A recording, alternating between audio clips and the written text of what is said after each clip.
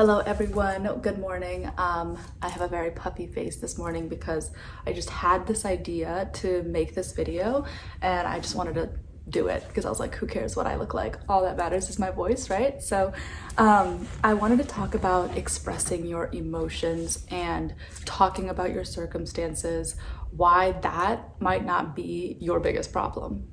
Okay, so I run healing sessions and they're actually open right now. So if anyone's interested in working with me one-on-one for 6 sessions, it's like over a 12-week period, go ahead and sign up. I'm currently taking applicants, but I wanted to talk about this because in my sessions, I always get like, oh, but like, I don't want to talk about this. It's going to manifest.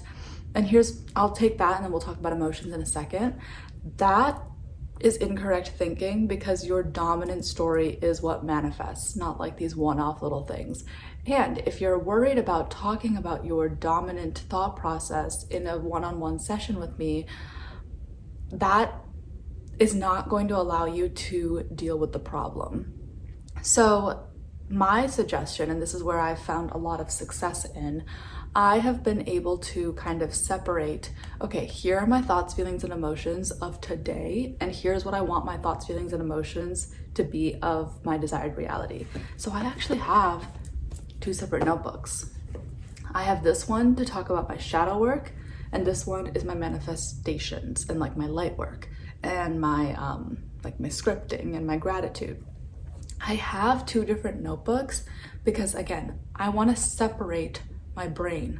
I'm not very good at compartmentalization. Sometimes if I think that that one part of my life is difficult, I think everything sucks and I find reasons to self-sabotage in different areas of my life.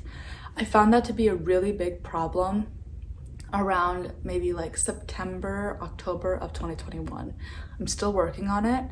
It's not something that I'm gonna be able to just heal in one day, but I am working on it by just practicing separating my thoughts, right? So here's what I want in my desired reality. Here's what I'm experiencing right now. And as you can see, this one has maybe this much of the notebook finished and this one has this much of the notebook finished. So again, I'm still working on it. But part of who I am as a person, I want to say like my sign is I'm a Taurus rising, Sagittarius moon, and Scorpio sun in Vedic astrology. I'm a Sagittarius sun in Western astrology though. The reason that that's important is because Scorpios, we tend to be very secretive about the things that we feel. We tend to kind of hold things within us. We tend to kind of fester. But we're also in the mode where we always want to transform. Like we're always challenging ourselves to be a better version of ourselves. And so it kind of comes with 2 sides of the coin, as everything else does. So back to my point, I think it's important for you to talk about your circumstances if you're already dominantly feeling shitty about them.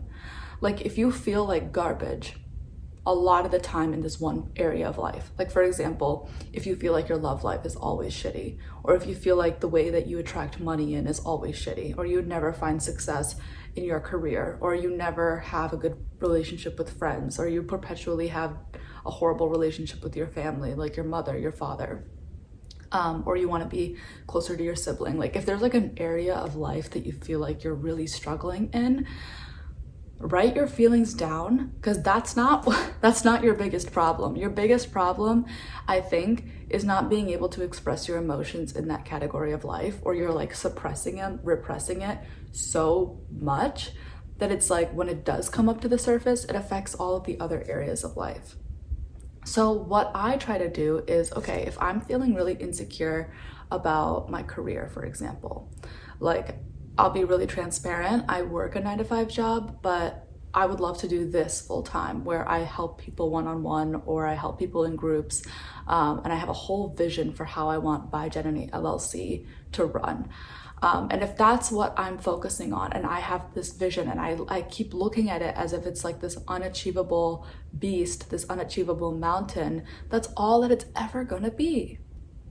So I need to work on normalizing that feeling or that experience in my lifetime. I had this feeling yesterday. I was like, what am I doing here? Like, why do I want this so bad? And I realized, like, first of all, there's this like ego experience where it's like, oh, I want to be known as somebody who has this, or I want to be like seen as somebody who has this. And I'm not saying that that's a bad thing, but it is very much of like a I, me, Jenny experience, you know? And so like, if I'm focusing on how I'm seen, or if I'm focusing on the perception of me, though that's not a bad thing, sometimes chasing that can be exhausting, because you're going to consistently be looking outside of you for that validation that that manifestation has indeed come true. And you're only going to be able to prove to yourself that it's true by looking outside of you. And like, we know that like the only proof you need lives right in here. So like, if all of your thoughts are creating, the only validation that you need that it's actually coming true is only valid if it comes from you. Do you get what I'm saying? Like, if, for example, like if you're watching me, right? And I'm like, oh, I want this person to think that I'm X, Y, and Z. First of all, I will never know what you truly think of me, right? And so if I'm chasing your validation, then that will never transpire back to me. I have to know in my heart that I'm doing a good job. I have to know in my heart that I'm doing everything that I can. And that validation is only valid if it comes from me. And it's okay to want approval from others. Like, that's not a bad thing. Like, it's not this or that. But predominantly, it's healthy for me to believe that I am good enough. So kind of going back to like our main point, you know, we have to be able to separate things in order for us to understand, okay, this area of my life is something that I consistently struggle with. So this morning, the journal prompt, I mean, a lot of people ask me like what journal prompts to use. It's really not that deep. Like, you just have to ask yourself, what am I insecure about? I do have 2 e-journals out, one for inner child, one for manifesting love, and then I have one for gratitude and grounding coming out soon. But like, it's really not that deep. Like, you don't necessarily need my e-journals. Like, if you're really struggling and you want to know what my process was, go ahead and get them. But like, really all you have to ask yourself is like, what am I insecure about? So that's what I did. I wrote, what am I insecure about? I dated it today, and I just said, this is what I'm insecure about. And I think like dating each of your journal prompts is important, because then when you go back, you can be like, wow, like these are the limiting beliefs that I have conquered and will continue to conquer. So keep track of your progress by journaling out how you feel about things. And this is another segue into expressing your emotions. Like, you're going to want to express your emotions on a consistent basis. If that's something that you struggle with, first of all, I think it's good to work with somebody that might be able to help you feel more confident in your emotions. Go to therapy, seek my help, seek another coach. Like, it really doesn't matter who you go to. I think it just would be beneficial if you're really struggling and you've been struggling for a long time to seek help. The second thing that I would say is to meditate. When you meditate, you silence your mind and the judgments around your emotions. Sometimes feeling your emotions can just be that, feeling them. A lot of times, like, we associate stories with emotions. I'll give you an example. Have you ever met anybody who wasn't anxious for an interview? Or maybe you in the past weren't anxious for an interview, or maybe you weren't scared, or you weren't nervous, or you didn't feel that pit in your stomach. But like, more often than not, you're gonna find people who are nervous for an interview. Does that mean that they're not the right fit for the job? Does that mean that they're not good enough to be in that job? No. Being nervous does not indicate your lack of knowledge. Being nervous just means that you care so much about that. But we associate emotions or negative emotions with so many stories from our past. And what we're trying to do when we reprogram our mind is to change the story of an emotion, change the story of a thought, change the story of an event, of a person, of a situation, of an area of life. Reprogramming your mind means to, this is your emotion, this is the event, let's break that tie and put something else there. Me not getting what I want should not mean desperation, give up. Sometimes in the past it does mean that. It did mean that for me for like a long time. But now for me, it's like, okay, if I feel really anxious, if I feel really nervous, I just have an opportunity to transmute the story into, oh, that just means that I really care about this. I don't always need to leave my emotions. I don't always need to escape them. I'm safe to feel all of them. So how can I start to feel safe around them?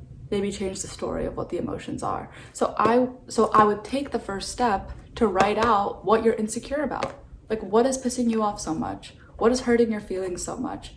Maybe if it's not even that aggressive today, maybe it's just like, okay, what area of my life would I like to see more progress in?